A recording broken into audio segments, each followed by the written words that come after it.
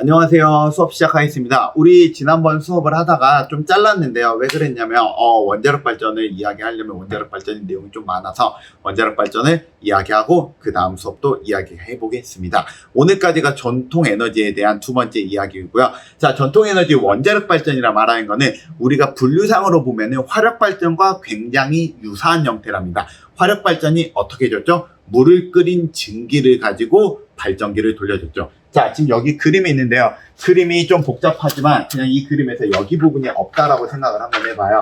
여기 부분이 없다라고 생각해보면 여기는 뭐랑 똑같냐면 화력발전이랑 똑같은 그림이에요. 단지 이것만 추가가 된 거예요. 실은 원자력 발전은 여기 있는 것도 있고요. 아예 없고 화력발전이랑 이거 우리가 개통도라고 부르는데 개통도가 완벽하게 똑같은 것도 있답니다. 근데 원자력 발전 이해하려면 일단 원자력, 즉 핵분열에 대한 기초 개념이 있어야 되니까 핵분열에 대한 기초 개념을 알고 시작을 해보겠습니다. 자, 핵분열이라 부르는 건 뭐냐면은 주로 원자량이 큰 원자들이 중성자를 만나서 핵이 분열하는 현상을 보고 이야기하는데요. 자세한 거는 여러분들이 고등학교 과학 시간에 배우기로 하고요. 전 간단하게만 이야기할게요. 우리가 원자량이 작은 원자, 뭐 예를 들면은 수소, 헬륨 이런 게 아니라 원자량이 되게 큰 것도 있어요. 우리가 수소 같은 경우에는 몸무게를 1이라고 보통 이야기하거든요. 그럴 때 우라늄이라고 말하는 애가 있어요. 얘는 우라늄의 몸무게가 235 정도 돼요. 정확하게 말해 238이 제일 많고 그 다음에 친구들 중에 235라는 애가 있는데요. 이 몸무게가 235, 238처럼 되게 큰 놈들은 어떤 특징을 갖고 있냐면은 이런 중성자라는 놈을 부딪히게 되잖아요. 얘가 떨어지면서 두 개의 원자로 분리가 되면서 큰 열이 만들어진 현상이 벌어진답니다. 이걸 우리는 핵분열이라고 이야기하거든요. 그래서 이 하나의 우라늄이 우리가 중성자라는 놈이 때려가지고 두 개의 또 다른 조금 더 작은 원자로 바뀌면서 열이 만들어지는 걸 우리는 핵분열 반응이라 부르고요. 이 핵분열 반응이 일어날 때 우리가 주목을 해야 되는 거는 세 가지 정도가 있답니다. 첫 번째로는 이 우라늄에 대해서 주목을 해봐야 된답니다. 우라늄이라고 말하는 놈은 실제로 우라늄의 몸무게는 대부분 238이에요. 근데 한 천연 우라늄을 보잖아. 0.7% 정도가 235라는 아이가 있거든요. 이 두 개 중에 그러니까 얘가 대세적인 애고 얘가 좀 특별한 아이란 말이야. 얘는 우리가 핵분열이 잘 안 일어나는 아이예요. 그래서 얘는 핵분열이 잘 안 일어나는 얘가 좀 불안정한 아이라서 얘가 핵분열이 잘 일어나거든요. 그래서 우리가 원자로 해서 우리가 무언가 이 235를 가지고 핵분열을 일으키고 싶잖아요. 이대로 천연 우라늄을 가지고 이용을 해주기는 굉장히 곤란해서요. 대부분 천연 우라늄에서 235의 비율을 높여준답니다. 이걸 보고 우리는 뭐라 부르냐면 농축 우라늄이라고 부른답니다. 그래서 농축 우라늄을 이용을 해서 많이 이용해주고요. 대부분의 원자력 발전에서는 3에서 5% 정도로 우리가 농도를 높여서 이용해 준답니다. 그리고 지금 이 반응, 이게 첫 번째에 대한 내용. 그 다음 여기에서 보면 이게 중성자라는 걸 부딪힌다 했잖아요. 중성자라는 걸 부딪힌데 여기에 열 중성자라 쌓인 이 열이라고 말하는 거는 열은 열등하다. 그러니까 좀 느리다라고 생각하면 돼요. 이 238은 굉장히 힘도 세고 멋진 놈이라서 일반적인 중성자도 얘가 다 잡아먹을 수가 있거든요. 얘는 힘이 약해서 느려져 있는 중성자밖에 얘가 잡아먹을 수가 없어요. 그렇기 때문에 임의적으로 중성자를 느리게 해줄 수 있는 무언가 장치가 필요하거든. 이걸 우리는 감속제라 불러요. 대부분의 경우 감속제는 물로 쓰거든요. 그래서 물을 지나가고 나면은 중성자가 서서히 약해져가지고 얘가 핵분열이 일어나게 해준답니다. 이게 두 번째네요. 자, 그 다음 세 번째로는 얘가 핵분열을 하면서 잘 봐보잖아.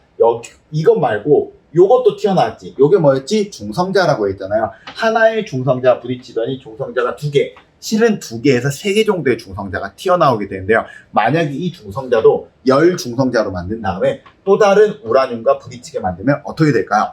또다시 핵분열이 일어나게 되겠지. 그 다음에 거기에서 또다시 두세 개 정도씩 나오게 된다면은 점점 핵분열이 격렬하게 일어나게 될 거예요. 이거를 핵분열 연쇄 반응이라 부르는데요. 이 연쇄 반응 우리가 통제를 하지 않고 미친 듯이 핵분열이 많이 일어나게 하면 이게 어떻게 될까요?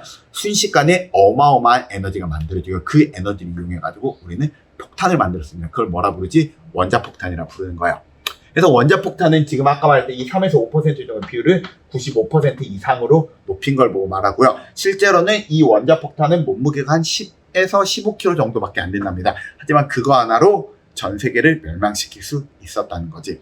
그래서 실제로는 이런 것들이 이용을 해주기, 이런 것만 그냥 이렇게 계속 이용하면 안 되니까 나중에 얘들 제어봉이라는 걸 이용해가지고 이 중성자를 빨아먹기도 하고 그렇답니다. 그래서 이게 원자력 발전의 가장 기초적인 핵 분열 반응에 대한 내용이고요. 그래서 이 핵 분열 반응이라는 건 되게 좋은 점이 뭐냐면은 얘가 아주 조그만 우라늄 235 아주 조금 한 1g 정도만 있어도 실제로 석탄과 석유의 굉장히 많은 부분은 얘가 대체 가능하다는 점. 그래서 작은 연료를 가지고 큰 에너지를 만들 수 있다는 점이 굉장히 좋은 점이랍니다. 자, 그래서 얘를 가지고 이제 한번 우리가 만들어 봅시다. 이게 천연 우라늄, 농축 우라늄. 그래서 0.7%인 거를 한 3에서 5% 정도로 높여주는데요. 우리가 문제는 뭐냐면 이제 이 우라늄을 이용해 가지고 물을 끓여줘 가지고 이용을 해주려고 하잖아. 뭐가 문제가 되냐면 우라늄을 우리가 핵분열 반응이 일어났을 때 옆에서 끓는 물이 좀 문제가 돼요. 뭐가 문제가 되냐면 이 끓는 물이 실제로는 여러 가지 방사능이라고 말하는 거야. 핵분열 반응이 일어나서 일어난 방사능이 직접적으로 노출된 물이란 말이야. 그래서 이 물이 우리가 바깥쪽으로 빠져나가는 게 굉장히 사람들이 무서워해요. 왜냐하면 실제로 물이 위험할 수 있으니까. 그래서 이게 바깥쪽으로 빠져나가지 않게 만들면서 우리가 원자력 발전소를 돌려줄 수 없을까 고민하다 만들어낸 게 바로 뭐냐면은 가압형이라는 원자력 발전소가 만들어져요. 그 중에 가장 대표적인 방법이 바로 뭐냐면 가압 경수로형이라는 발전소예요. 이게 전체 원자력 발전소의 한 60%에서 70% 정도를 차지하고 있거든요. 이 방식의 원리는 뭐냐면 물을 두 개로 쪼개요. 어떻게 쪼개냐면은 원자력 발전소에서 핵 연료를 닿는 물과 핵 연료를 닿지 않는 물로 쪼개준답니다. 여기에서 봤을 때 이 주황색 부분 핵 연료를 닿는 물이에요. 닿는 물 같은 경우에 이렇게 물이 여기서만 돌아다니는 거야. 이해되지? 그 다음에 핵 연료를 닿지 않는 물은 여기 있는 거야. 그래서 이 물을 어떻게 끓여주냐고 얘를 가지고 얘를 끓여주는 거야. 그래서 우리가 여기 있는 핵 연료는 물을 끓여주고요. 이 물이 또 다른 물을 끓여줘야 된단 말이에요. 근데 여기 있는 물은 실제로 끓여주면은 끓이면 부피가 너무 커지기 때문에 보관하기가 불편하기 때문에 끓이지는 않고요. 끓는 척만 해줘요. 그래서 물의 온도를 굉장히 높여주기만 하거든요. 근데 물의 온도를 일정 이상 높여주려면은 압력을 높게 가해주면 높여주기 쉬우니까 압력을 가해주고요. 압력을 가해줘가지고 보통 이 물의 온도를 300도씨에서 한 350도씨까지 높여줘요. 그래서 300도씨에서 350도씨 정도 된 물을 가지고 여기 있는 물을 끓여줘가지고 이 물을 가지고 터빈을 돌려주는 방식이 가압 경수로형이고요. 가압이라 말하는 거는 여기가 압력을 가해서 경수로해서 경수는 무슨 뜻이냐면은 물을 두 개로 쪼개요. 경수라는 것과 중수. 경수는 일반적인 물을 뜻한다 라고 생각하면 지금은 무리가 없을 것 같습니다. 그래서 원자력 발전이라고 말하는 건 무엇이냐? 핵연료를 핵 분열시켜서 생긴 열로 물을 끓여서 증기를 만들어낸 거고요. 가압 경수로형 같은 경우에 주로 핵연료는 우리가 저농축 우라늄이라 부르는 3에서 5% 정도로 우리가 농축한 우라늄을 이용해주고요. 감속제로는 경수라는 걸 이용해 준답니다. 그래서 이거는 특징이 뭐라고? 1차 냉각 계통, 노심, 여기가 원자로 내부를 노심이라 부르거든요. 이것과 2차 냉각 계통을 분리해가지고 전기를 만들어주는 거다 라고 생각을 하시면 되는데요. 이거 말고 또 다른 방법으로 어떤 방법이 있냐면은 꼭 이렇게 해야 되느냐? 그냥 잘 모르겠다 싶은데 그냥 얘로 물 끓이면 안 되느냐? 라는 생각도 사람들이 한답니다. 실제로 그렇게 만들 수 있거든요. 그걸 우리는 보고 뭐라 부르냐면 비등 경수로형이라 불러요. 자, 비등 경수로라는 건 뭐냐면 실제로 물을 끓여줘요. 여기에서 보면 여기 연료를 잠깐만요. 연료를 실제로 보글보글 끓여줘 버린 다음에 끓여준 걸 가지고 그대로 터빈을 돌려주는 걸로 해줄 수 있습니다. 이렇게 해주면 화력발전소랑 원리가 완벽하게 똑같아요. 그래서 대신에 화력발전소보다 얘가 좀 많이 위험해서 옆에 이렇게 물을 좀 담아놔요. 해가지고 실제 여기서 물을 보글보글 끓이고 나면 너무 증기가 많이 차가지고 이 원자로가 폭발하지 않도록 여기 물을 담아가지고 압력을 좀 조절을 해주고요. 그 다음에 이 증기를 가지고 터빈을 돌려주고 그 다음 또 다시 식혀주고 다시 물이 들어가고 이렇게 물이 왔다리 갔다리 하게 해준답니다. 그러니까 이게 화력발전소와 원리가 똑같겠죠. 그래서 이렇게 만든 걸 비등 경수로라 부르고요. 전체 원자력 발전소의 한 20% 정도는 얘로 만든답니다. 자, 그럼 지금 두 가지를 알려줬는데요. 우리나라는 두 가지 중에 어떤 걸 사용할까요? 우리나라는 비등 경수로는요 전혀 사용하지 않고 있고요. 우리나라는 가압 경수로형만 쓰고 있답니다. 거의 대부분이요. 거의 대부분이라는 거는 아닌 것도 있다는 거지. 그래서 이거랑 비슷하지만 다른 걸 하나 더 보여드릴게요. 바로 뭐냐면 요거예요. 이걸 이야기하려면 중수에 대한 내용을 이야기해야 되는데요. 중수라는 건 보고 뭘 말하는 거냐면은 여러분 아까 우라늄이라고 말하는 게 몸무게가 두 개 있다는 말 기억나시나요? 우라늄 235라는 애가 있고 238이라는 애가 있다 했잖아요. 대부분 똑같은 원자라 할지라도 몸무게가 조금씩 차이가 나는 게 있을 수 있는데요. 수소도요. 기본적인 수소는 원래 대부분 수소는 얘가 몸무게가 1인데요. 가끔씩 수소 몸무게가 2인 애가 있어요. 얘를 우리가 중수소라고 부르거든요. 이 중수소를 이용해서 물을 만들잖아요. 이거 우리는 중수라고 불러요. 그래서 이게 일반적인 물인데요. 일반적인 물은 보면 여기 P라고 써있는 건 양성자를 뜻하고 여기가 수소를 뜻하고 얘가 산소거든요. 근데 여기 보면 PM, N이라고 써있는 건 중성자를 뜻하거든요. 그래서 P랑 N이 같이 되는 몸무게가 1이 아닌 2 나이가 모여가지고 만들어낸 물이 있답니다. 이 물은 어떤 특징을 갖고 있게 되냐면은 우리가 아까 중성자가 속도가 빠르면 핵분열이 잘 안 일어난다 라고 해서 우리가 물을 통과해가지고 핵분열이 쉽게 일어나게 해준다 했잖아요. 이 일반적인 감속제로 경수로서의 물보다 중수가 감속을 훨씬 잘 시켜요.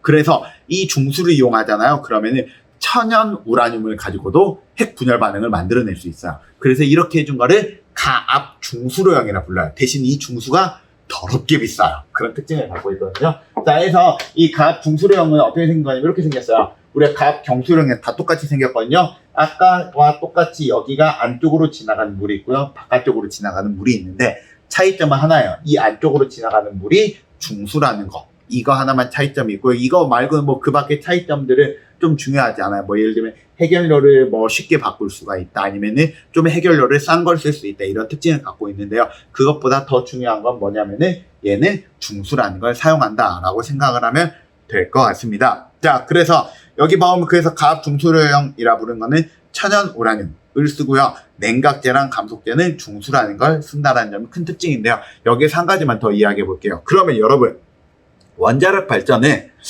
매연이 나올까요? 안 나올까요? 안 나올 것 같지? 왜냐면 매연이라 부르는 건 이산화탄소인데 지금 이야기들 중에 이산화탄소가 나올 만한 부분이 보이지 않죠. 그럼 원자력 발전소는 친환경 발전인가요?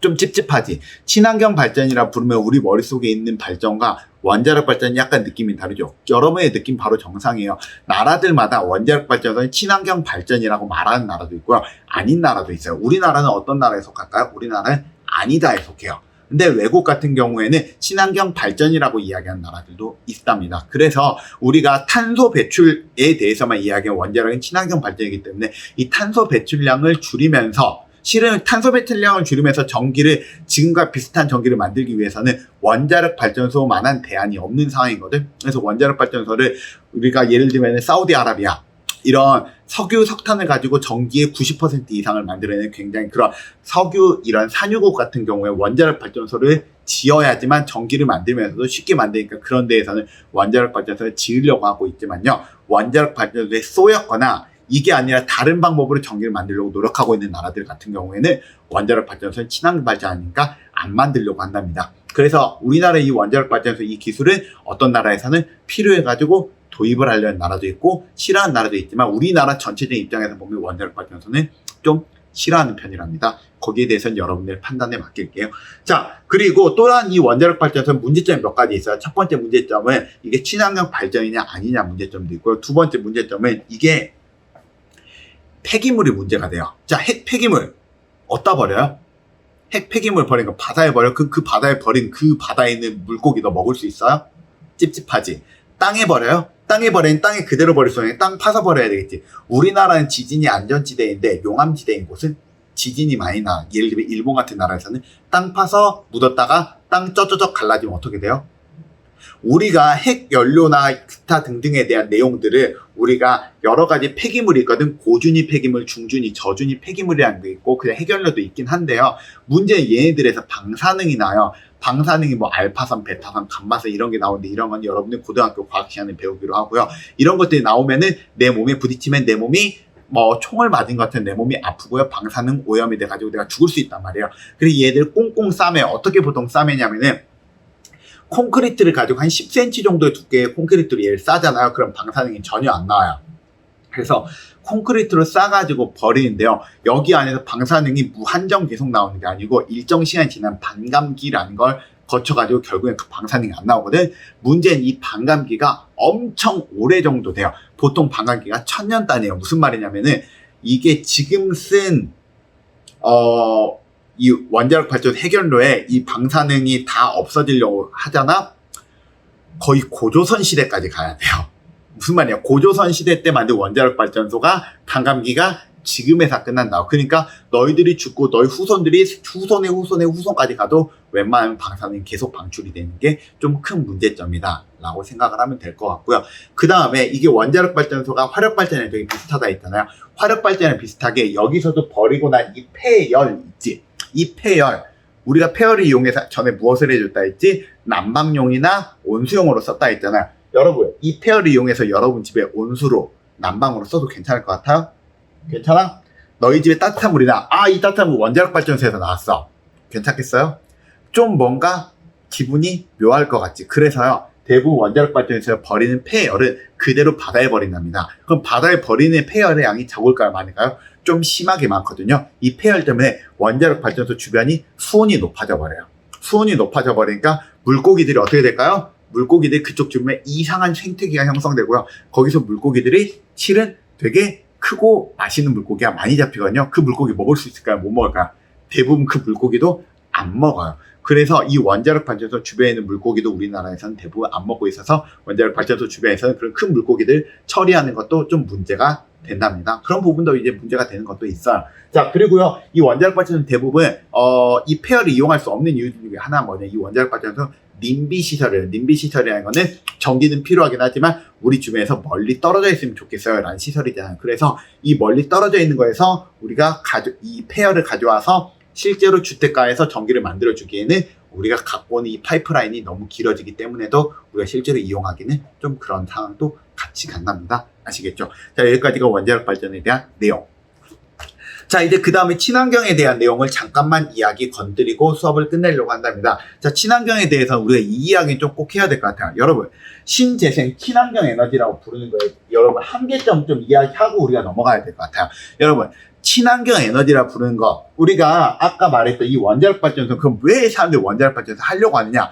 원자력 발전소의 제일 좋은 점은 얘가 제일 싸요. 얼마나 싸냐면은 석탄이나 아니면은 이 화력 발전보다 얘가 더 싸요. 우리가 뭐든지 전력을 생산하는 생산가라는 게 있거든요. 대부분 화력 발전소의 생산가가 약 80원 정도가 되거든요. 원자력 발전소는 60원대예요. 근데 우리가 좋아하는 친환경 발전은요, 풍력 발전이 140원, 연료 전지는 한 200원 정도예요. 이 말이 무슨 말이냐면은 우리가 지금 전기 쓰고 있는 걸 그대로 친환경 발전으로 바꾸잖아요. 너희들은 전기세를 최소 2배에서 3배만큼 더 내야 된다는 거야. 어때요? 친환경 발전 하고 싶으니까 여러분 지금 집에서 전기세 20만 원 나오는 거 한번 60만 원 내볼래요?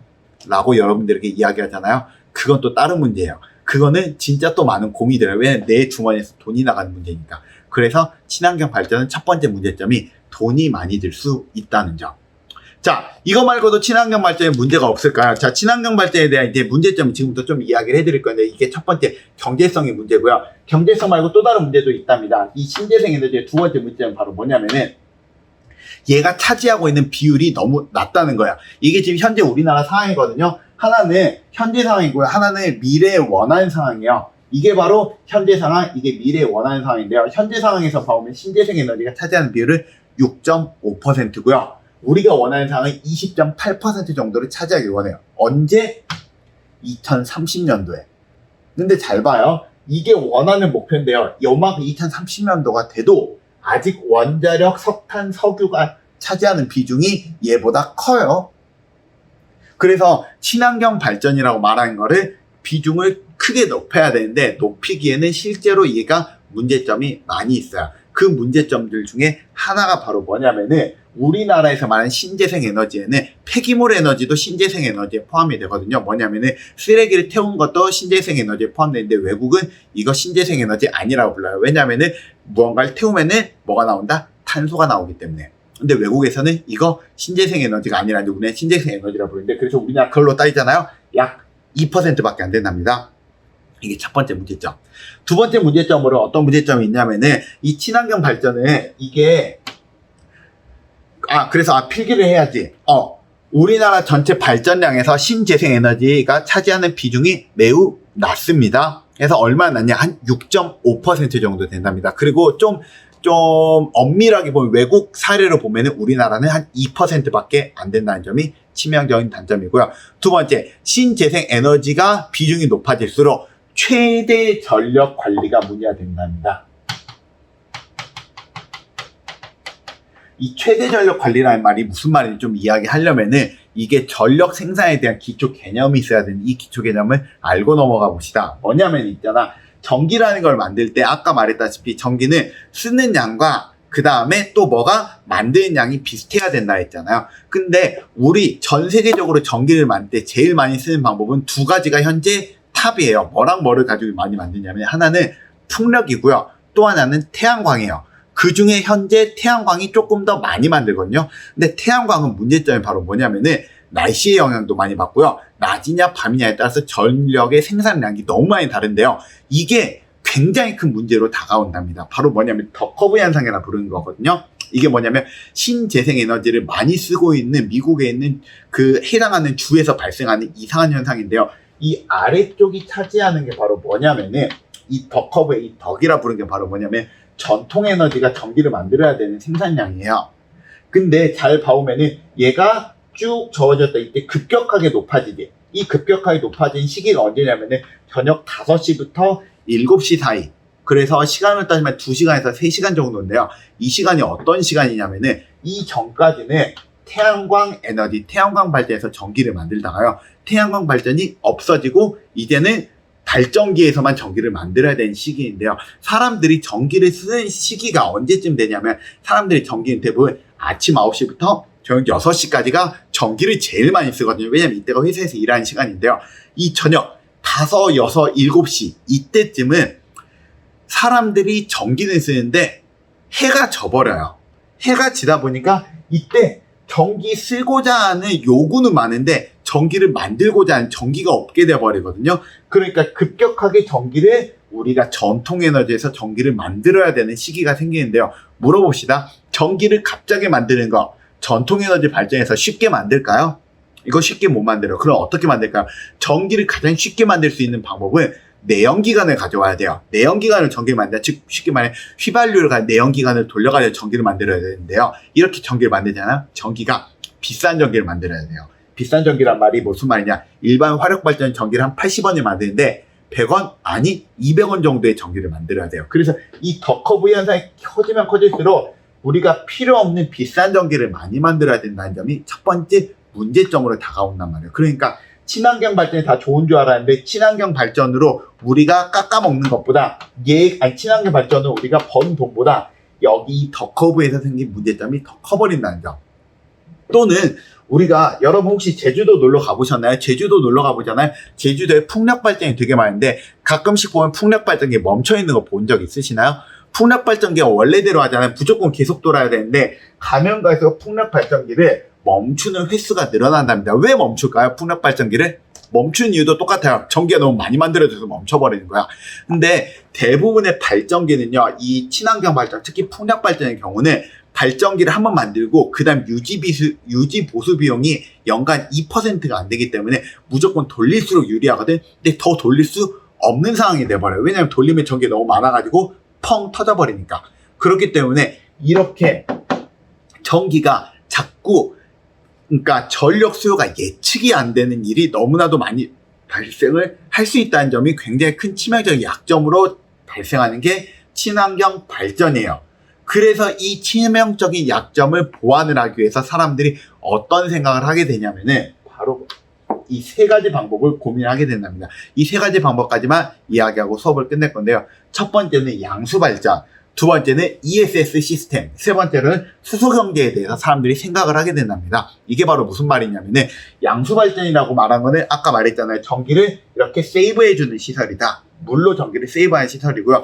ESS라고 부르는 거 뭐냐, 에너지 스토리지 시스템이라 해서 전기를 많이 만들 땐 여기에서 전기를 저장하고요. 전기가 필요할 때 이 전기를 까내려 쓰는 거예요. 마치 뭐랑 똑같냐면은 그냥 여러분 휴대폰에 있는 배터리, 충전기가 되는 배터리랑 똑같은 걸 얘가 해주는 거예요. 대신 얘는 전자동으로 우리가 전기가 필요할 때는 전기를 써주고 전기가 없을 때는 아니 전기가 남아돌 때 얘가 가져가주는 시스템을 안에다 내부에 구축한 시스템이에요.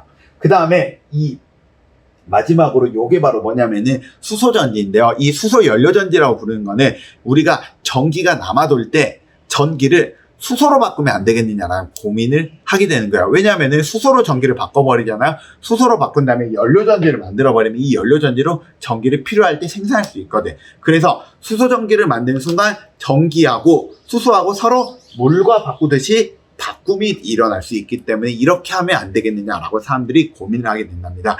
그래서 우리가 세 번째로 고민해 보는 게 바로 뭐냐면 잉여 전기를 보관하는 방법을 다양하게 고려를 하게 되고요. 옛날에 많이 했던 거는 양수발전을 했고요. 그래서 양수발전 말고는 요새 많이 고민하는 거는 ESS 시스템에 대해서 현재 고민하고 있고요. 앞으로 미래에는 수소를 현재 고민을 하고 있답니다. 대신에 수소는 문제점이 좀 있어요. 그거는 나중에 조금 더 이야기를 하도록 하겠습니다. 우리가 첫 번째 시간 좀 수업이 적었는데 두 번째 시간 수업 내용이 좀 많았습니다. 어쩔 수가 없습니다. 내용을 끊어야 되는데 여기서 끊는 게 제일 나을 것 같아서요. 오늘 수업 듣느라 수고 많으셨습니다. 안녕.